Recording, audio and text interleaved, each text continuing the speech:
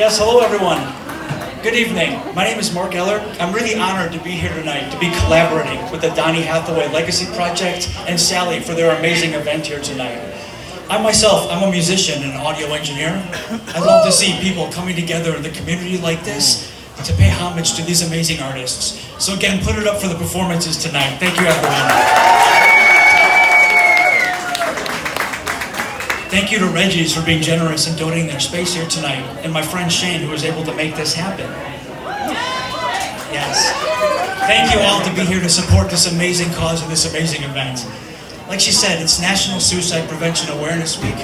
I myself am a suicide survivor. I'm here because I want to be able to share my history of mental illness with you so I can help bring awareness. Because my depression used to be so debilitating. My depression, it made me really low energy. I always felt really bad and negative about myself. It was hard to get off the couch. It was really easy for me to say and think really negative, bad things about myself, circling the insults in my head, making me feel worthless. But because I was aware of it, I was able to acknowledge what I was doing, and I was able to stop. I was able to be more encouraging to myself and give myself a pat on the back. And my anxiety used to be really bad. I used to have a lot of racing thoughts. It used to keep me awake a lot at night, so it was hard to sleep. And also my memory was really bad. My memory, because of my anxiety, it'd be really frustrating and hard for me to remember things. And it was really normal for me to actually be very emotional. I would go through mood swings all the time and have emotional overreactions. That's a common symptom for men with anxiety because we feel like we're losing control. And we want to be able to understand what's happening, so we want to defend our masculinity. We'll get angry and actually have emotional outbursts. So I'm thankful I was able to talk to my psychiatrist about all these problems. And talking to my psychiatrist and finding a healthy dose of medication so I can manage my emotional instability, and it helps me sleep at night. I used to have a lot of insecurities. I took things really personally. It was easy for me to get offended and really wonder what people were thinking. There's a lot of times when my head was spinning and I just really didn't know what to think about things. I was confused, I didn't know who I was or what I wanted. That was my insecurities. I had this really strong feeling that I wasn't good enough all the time. I just felt like nobody loved me. And that's why my suicide attempt happened. Because I was so insecure and felt unloved, it was really hard for me to talk to people about my problems. I didn't want to create a conflict because they thought they already loved me so little. If I created a conflict with them, they would love me even less. September 12th, 2004, at the age of 19, I was really struggling with a lot. I felt like my world was falling apart around me. I felt lost and hopeless. I felt betrayed by a lot of people I thought I could trust, and I didn't know how to confront them about it. That's why I thought I had to do something really big and really drastic to get people's attention, to show them that something was bothering me. But that's why I wish I would have stopped and thought about what I was doing. I was not trying to leave this world. I was not trying to end my life. I was trying to show people that I was struggling and that I needed help. That's why I'm thankful that I'm still here. Yeah. Thank you.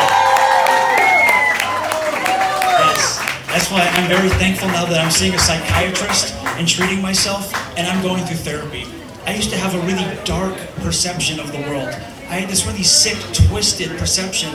I was always pessimistic, looking at the bad, and I didn't know how to let go of it. But that's called cognitive distortion. I'm going to cognitive distortion therapy right now because it helps me be aware of the fact that I was always trying to focus on the dark and the negative. Now that I'm aware of it, I can be positive and hopeful. I can see the good things in my life. I can make the best out of any situation. Yes. Yes, be hopeful. Think of the best. That's why I'm here. 2 days ago was the 15-year anniversary of my attempted suicide. Yes. After everything that I've been through, after leading a life of depression and anxiety, after a suicide attempt that was a traumatic brain injury that resulted in total blindness for the rest of my life, I had to rehabilitate myself and completely rebuild my life. After everything that I've been through, if I can manage my mental health, anyone can. I've learned how to love myself and live happy and prosperous. I've been able to do a lot with my life. That's why I encourage anyone out there who's struggling to get help. It's not your fault. You didn't do anything wrong, but you can do something to help it. I don't want anyone to suffer and struggle the way that I did. I know what it feels like to hurt and be cold and empty inside.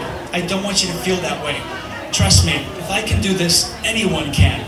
If you've noticed any of these similar symptoms in yourself, if you have some of these same signs, I encourage you to get help and to talk to someone about your problems.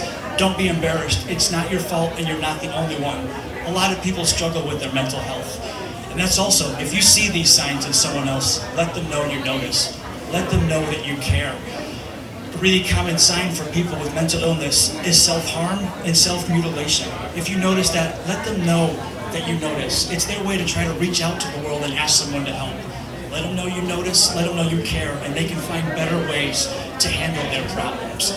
That's why I've been able to understand my emotions, and I've been forgiving and actually helping myself. I want anyone to help themselves if they need it. That's why I'm so happy to be here to collaborate with this amazing event here tonight.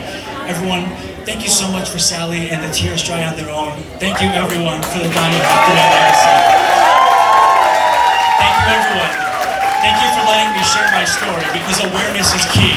Mark my words, mental health awareness saved my life.